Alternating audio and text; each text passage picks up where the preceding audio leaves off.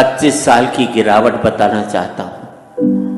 पहले कहीं बाहर जाना होता था तो बाप से पूछने की हिम्मत नहीं होती थी।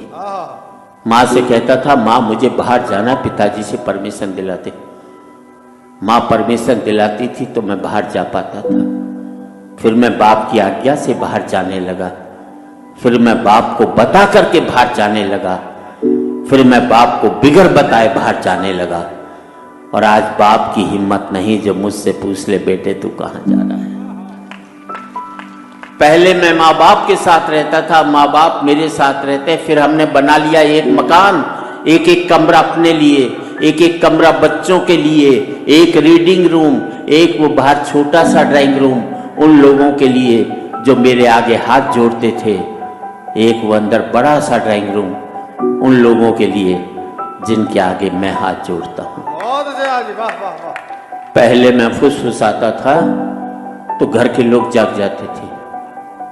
करवट भी बदलता था तो घर के लोग सो नहीं पाते थे। और अब जिन दरारों की वजह से दीवारें बनी थी, दीवारों में भी दरारें पड़ गई। अब मैं चीखता हूं तो बगल के कमरे से ठहाके की आवाज सुनाई देती है और मैं सोच नहीं पाता हूं कि मेरी चीख की वजह से वहां ठहाके लग रहे हैं या उनके ठहाकों की वजह से मैं चीख रहा हूं। क्या बात है, वाह वाह वाह।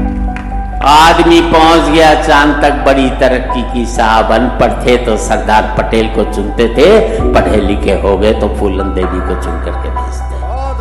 आदमी पहुंच गया चांद तक, बड़ी तरक्की की साहब।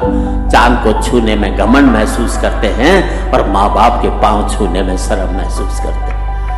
आदमी पहुंच गया चांद तक, पहुंचना चाहता है, मंगल तक खोजना चाहता है सूर्य के रहस्य, लेकिन नहीं पहुंचता भाई के दरवाजे तक। और आज इस समृद्धि की ऊंचाई पर बैठकर मैं सोचता हूं इसके लिए मैंने कितनी बड़ी खोदी है खाई है। क्या बात है, वाह। अंतिम पंक्तियां हैं, बात अच्छी लगे तो एक एक व्यक्ति की तालियां चाहूंगा। अब मुझे अपने बाप की बेटी से अपनी बेटी अच्छी लगने लगी।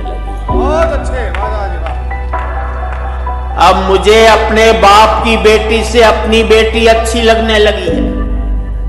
मुझे बाप के बेटे से अपना बेटा अच्छा लगने लगा है। पहले मैं माँ बाप के साथ रहता था, अब माँ बाप मेरे साथ रहते हैं। अब मेरा बेटा भी कमा रहा है, कल को मुझे उसके साथ रहना पड़ेगा।